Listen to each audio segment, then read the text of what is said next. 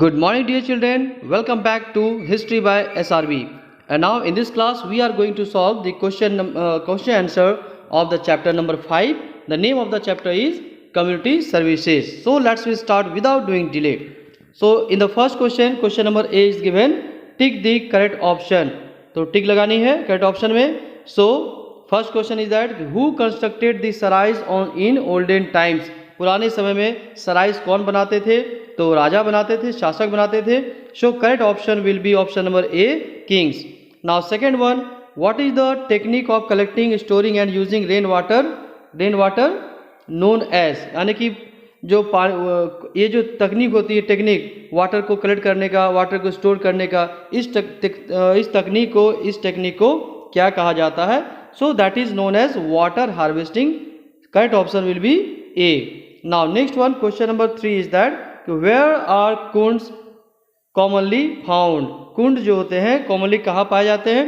Correct option will be option number C, that is Gujarat. Last question of question number A is that in our country water is mainly supplied through. हमारे country में जो पानी की supply होती है घरों में बेसिकली किनसे होती है?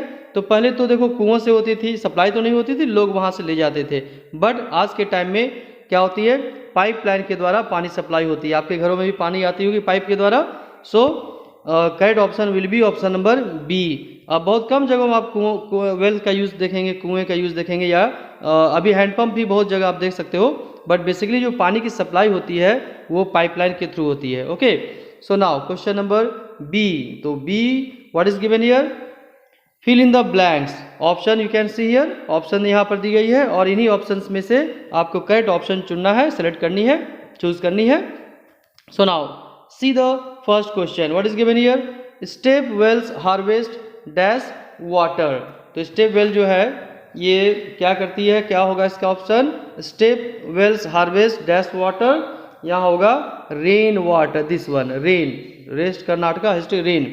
तो rain water, this one you have to write down here, rain. Now next one, community service has always been an important part, missing here, part of Indian dash and dash. What will you feel here? Indian culture and first one culture and next one is history. So you have to write here history. तो community service has always been an important part of Indian history and culture. So you have to write down here history and here culture.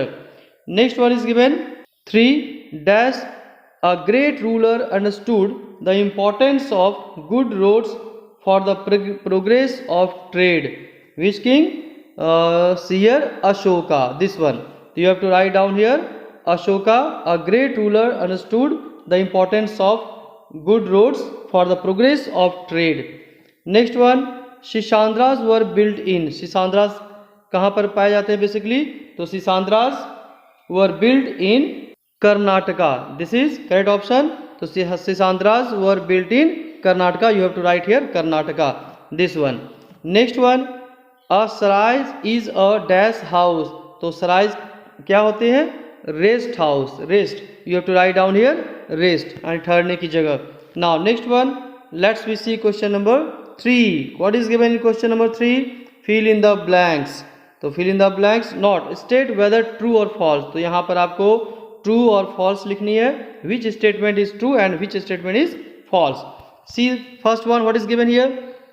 Step wells are not common in Gujarat and Rajasthan. पूछा गया कि गुजरात और राजस्थान में step Wales common नहीं है, यानी वहाँ basically नहीं होते हैं. ठीक है, आम बात वहाँ पर होना नहीं है. तो दिस इज रॉन्ग. तो ये क्या होगा? फॉल्स होगा, क्योंकि वहाँ पर कॉमनली पाए जाते हैं, है ना, सिसांद्रास ये step wells. So this is false. Next one, people are unaware the benefits of tree plantation.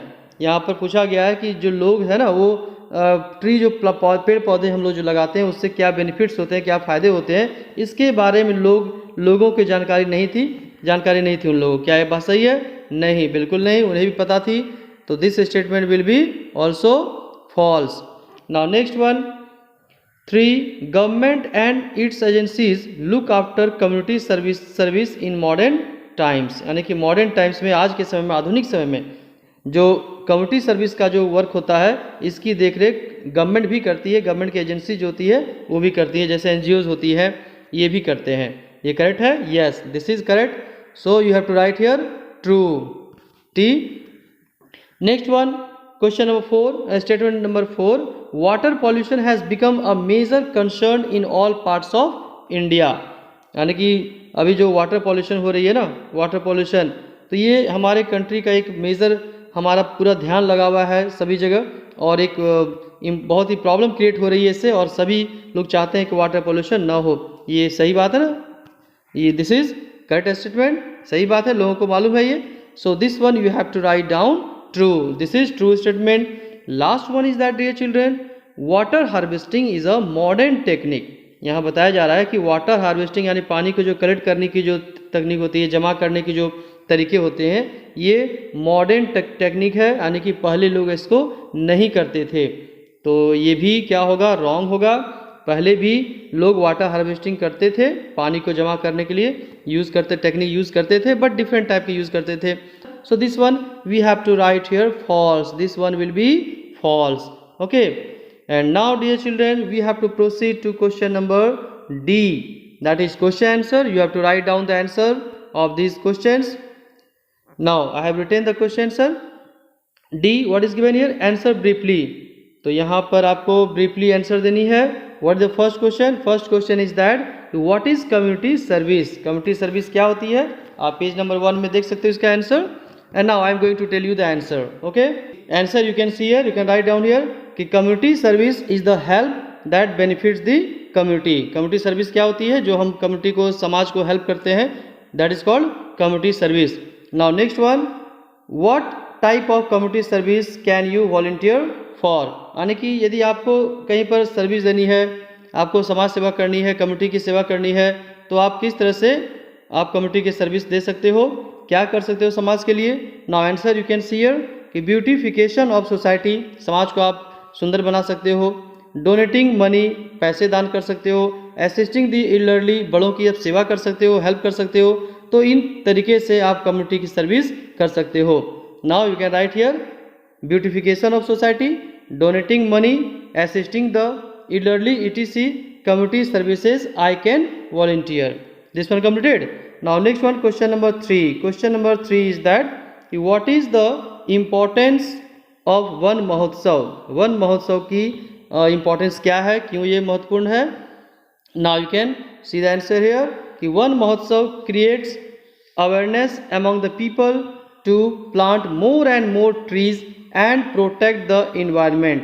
यानी वन महोत्सव यदि हम सेलिब्रेट करते हैं तो इससे क्या होता है, लोगों में जागरूकता आती है पेड़ पौधों को लगाने के लिए, और हम इससे इन्वायरमेंट को भी प्रोटेक्ट कर सकते हैं, इन्वायरमेंट को बचा सकते हैं। लोगों को बताया जाता है, लोगों को याद आती है। जस्ट लाइक हम लोग इंडिपेंडेंस सेलिब्रेट करते हैं तो हमें अपने देश के प्रति कुछ फीलिंग आती है, कुछ कर गुजरने की भावना जो आती है ना, फीलिंग आती है, वो आती है। तो इस तरह से वन महोत्सव यदि आप सेलिब्रेट करोगे तो आपके साथ साथ लोग भी जागरूक होंगे पेड़ पौधे लगाने के प्रति, और इसमें आप इन्वायरमेंट को भी प्रोटेक्ट कर सकते हैं। Clear? Now next one, question number 4 कि how do trees clean the atmosphere? यानी कि पेड़ पौधे जो है ये एटमॉस्फेयर को क्लीन कैसे करते हैं? नाउ सी द आंसर कि trees clean the atmosphere by the process of photosynthesis. यानी कि पेड़ पौधे जो है एटमॉस्फेयर को फोटोसिंथेसिस के प्रोसेस से क्लीन करते हैं। इसमें क्या प्रोसेस होती है? It converts carbon dioxide into oxygen. और इस प्रोसेस में क्या होता है, ये जो कार्बन डाइऑक्साइड है इसे ऑक्सीजन में चेंज किया जाता है, बदल दिया जाता है, कन्वर्ट कर दी जाती है। तो इस प्रकार से हमारा जो एटमॉस्फेयर है ये क्या होता है, क्लीन हो जाता है। एंड कौन करते हैं? पेड़ पौधे करते हैं। Now next one, question number 5। What is given in question number 5? It is given here कि name 2 qualities of community living. यानी हम लोग जो कम्युनिटी में रहते हैं, समुदाय में रहते हैं, इसके 2 क्वालिटीज बताएं क्या होता है इससे। Now you can write answer, very easy, I have written in a short form. Coordination and tolerance are 2 qualities for community living. यदि आप समुदाय में रहते हैं, लोगों के बीच में रहते हैं, तो आपके अंदर एक दूसरे को जो हेल्प करने की भावना आती है, वो भावना आपके अंदर में डेवलप होगी, फीलिंग डेवलप होगी। और टॉलरेंस यानी जो हम किसी बात को जो टॉलरेट करते हैं, सहन करते हैं। तो इस तरह के का जो क्वालिटीज़ होती है, इन क्वालिटीज़, ये क्वालिटीज़ भी आपके अंदर में डेवलप होगी। तो now see the answer, you can write the answer in this way, coordination and tolerance are two qualities for community living. तो this one dear children completed, question number D, all 1 to 5 completed। And now let's we proceed to question number ई।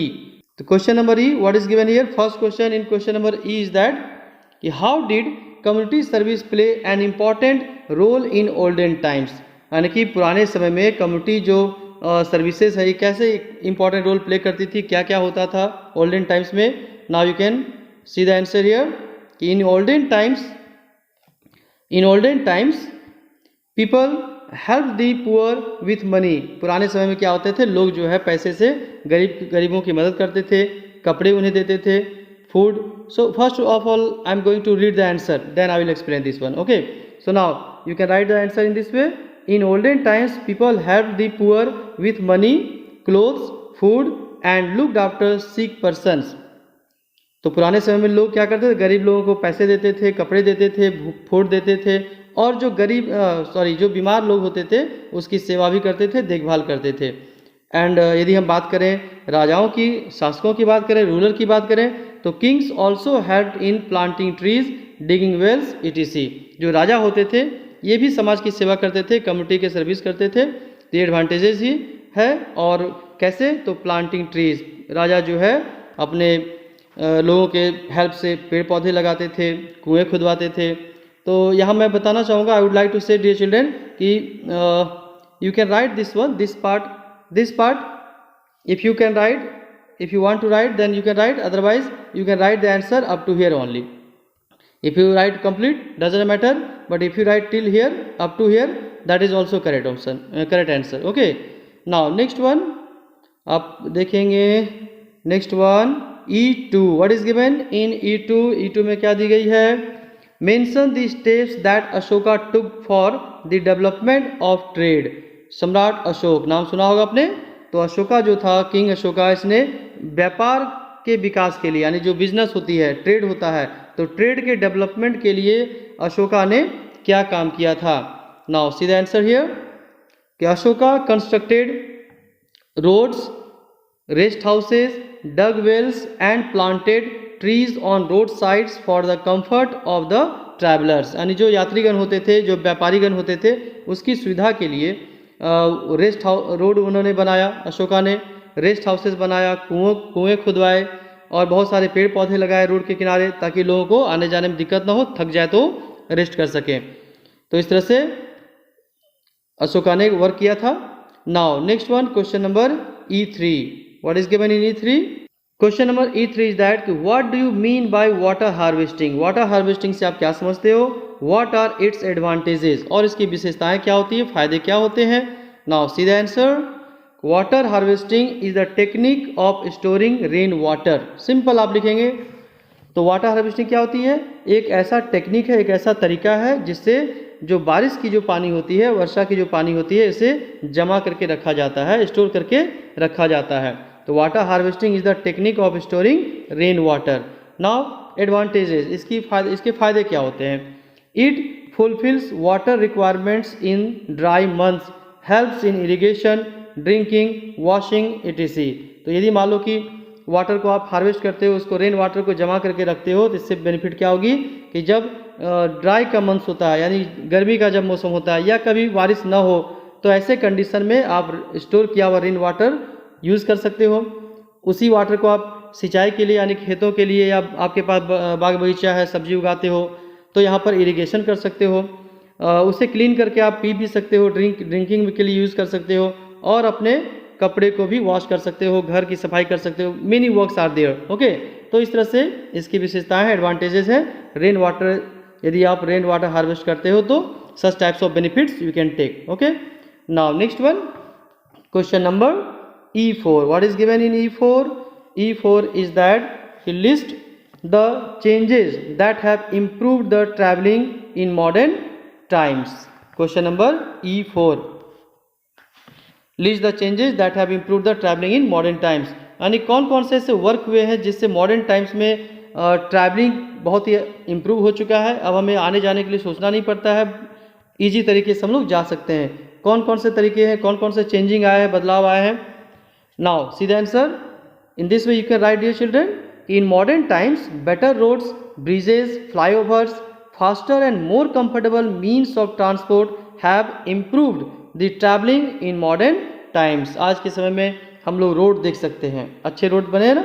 आप जाते हो यहाँ से भनौतपुर से नगर जाते हो, कितनी अच्छी रोड सड़क मिलती है ना। और बहुत सारे प्लेसेस, लगभग आज के टाइम में सारे प्लेसेस में अच्छे रोड्स बने हुए हैं, अच्छे ब्रिजेस, पुल बने हैं, फ्लाईओवर्स बने हुए हैं।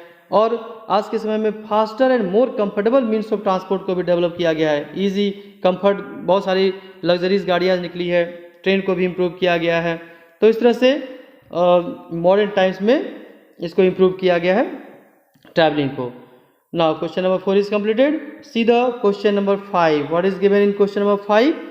Question number 5 is that mention 5 benefits of planting trees. तो बहुत ही इंपॉर्टेंट क्वेश्चन है, वेरी वेरी इंपॉर्टेंट, कि मैं ऑलवेज आई यूज टू से on at least on your birthday you must plant a tree. मैं बताता हूँ ना कि आप अपने बर्थडे में जरूर एक पौधा लगाएंगे। देखो आपको बार बार क्वेश्चन इसको पूछा गया ना, ये तो यहाँ पूछा गया है कि पेड़ पौधे जो लगाते हैं इसकी बेनिफिट्स क्या होते हैं, इसके फायदे क्या होते हैं। तो इसके फायदे क्या होते हैं?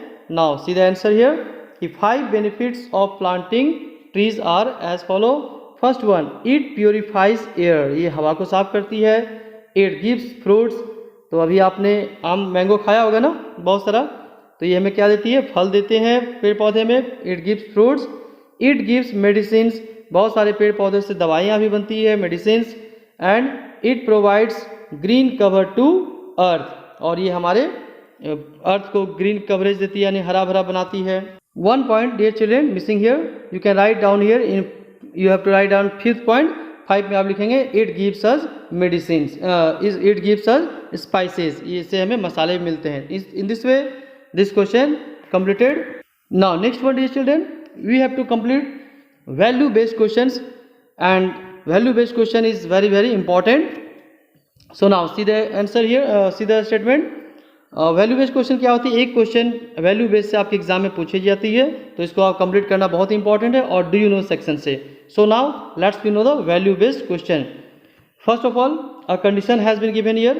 What is given here? You can see here कि imagine walking down hot, dusty and treeless road on a summer day to meet your friend. आप ऐसा कल्पना करो, इमेजिन करो कि गर्मी का मौसम है, समर का सीजन है, और वहाँ पर आप पैदल चल रहे हो, अपने दोस्त की, अपने फ्रेंड से मिलने के लिए जा रहे हो। काफ़ी डस्टी एरिया है, हॉट भी है, और उस रोड के साइड में या रोड में कहीं भी आपको पेड़ देखने को नहीं मिलता है, जिसके कारण आपको क्या हो रही है? पूरी गर्मी लग रही है, धूप भी लग रही है। And you are sweating and breathing heavily due to the heat, तो आपकी हालत क्या हो जाएगी? आपके पसीने छूट जाएंगे, है ना। तो आपको पसीने छूट रहे हैं, और ब्रीदिंग हैवली, आप पूरा हाँफ रहे हैं, सांस पूरी फूल रही है, तेज से ले रहे हैं। क्यों? क्योंकि काफ़ी गर्मी है, हीट है।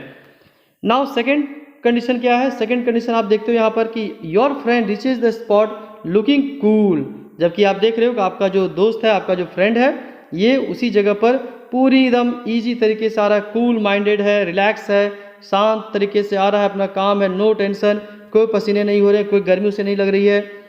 क्यों? Because he had walk down a street lined with trees, क्योंकि वैसे रोड से आ रहा है आपका फ्रेंड जहाँ पर दोनों साइड में ट्रीज लगे हुए, पेड़ लगे हुए हैं रोड के साइड में। तो ये कंडीशन है। And now see the question, what type of questions have been given here.